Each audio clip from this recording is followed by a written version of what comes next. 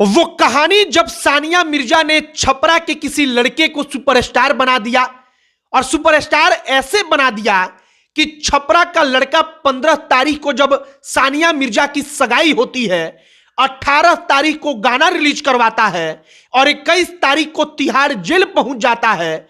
और जब 3 दिन बाद जेल से बाहर निकला तो वो भोजपुरी का सुपरस्टार बन चुका था। खेसारी लाल यादव की हम बात कर रहे हैं, और खेसारी लाल यादव का गाना की नथिया वाली सानिया दुल्हा खोजली पाकिस्तानी आपको हमको सबको याद होगा। आप और हम हर किसी ने इस गाने को सुना हुआ है। अब गाना फिर से वायरल है क्योंकि सानिया मिर्जा का शादी का मुद्दा वायरल है। तो हमने सोचा कि इस गाने की कहानी बताई जाए कि कैसे सानिया मिर्जा ने खेसारी को सुपरस्टार बना दिया। बाकी अब गाना फिर से वायरल है,